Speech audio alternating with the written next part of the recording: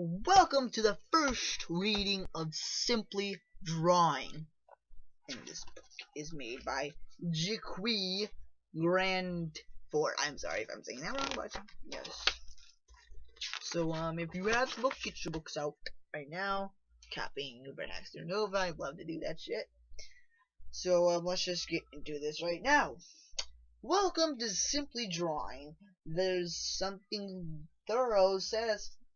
thoughtfully satisfying about creating a great drawing. It's something that lasts forever and is an expression of who you are.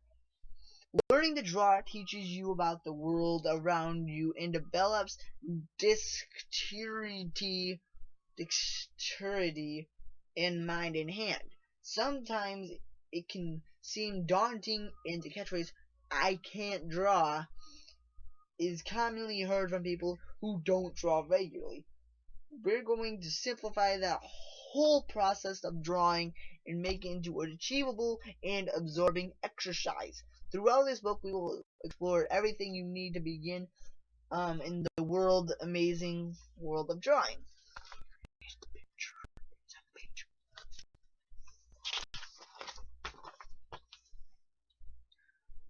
Materials needed. One of the great things about the materials needed for drawing is that very little is required. The following materials are the basics from which you can then expand and explore once you feel that you have mastered the beginnings of drawing. Pencils. Pencils come in a variety of tones in the following scale from dark and soft to light and hard. H stands for hard, B stands for black, F stands for fine point. Dark is 6B, 5B, 4B, 3B, 2B, B, and then it starts to get light at HB, F, H, 2H, 3H, 4H, 5H, 6H.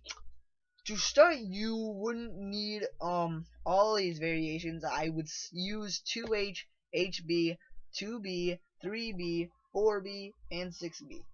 Later on, you'll expand the types of drawing materials to include a full range of, when necessary, and other types of mediums like graphite, charcoal, pastels, I think, and many more.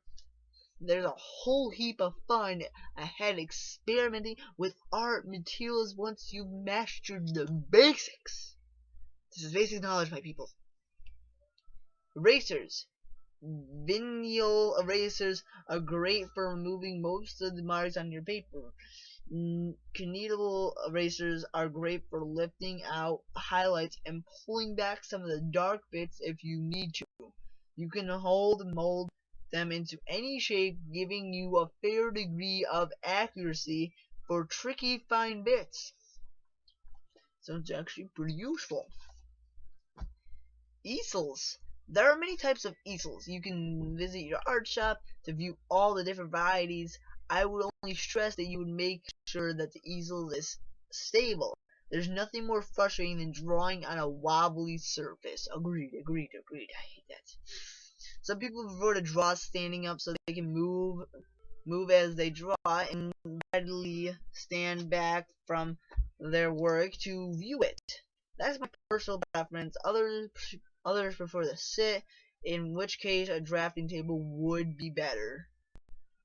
If you don't have an easel or drafting table, don't let it stop you from drawing. You can easily draw sitting at your kitchen table or under a tree on a lovely spring day. There is no right or wrong, merely what works for you, the reader. Boards. You will need a board that is bigger than the paper you are working on. Sometimes leaving extra space to pin up and roughs and references can be handy. The paper can be attached from either masking tape or bulldog clip. The advantage of masking tape is that you can move the paper around if you want. Stanley knife. Using a Stanley knife is really effective way to sharpen your pencil. You have a greater control than the normal sharpener because you can vary the amount of lead that shows for different widths. Strokes, sculpts can also be used, but I feel that Stanley knives are a little bit safer, as you can wind them back down, especially if you have small children in the household. Yeah, a knife is definitely better than a sharpener. Sandpaper pad. You can use a single sheet of sandpaper to attach to your board, or on a sandpaper pad to sharpen or blunt the end of the pencil, depending on the particular result you're after. Paper stumps. These are pieces of paper that rolled up into a solid stump, then sharpened at both ends. They are great for blending your work or softening the pencil line. Paper. Cartage in paper is a great paper to start with.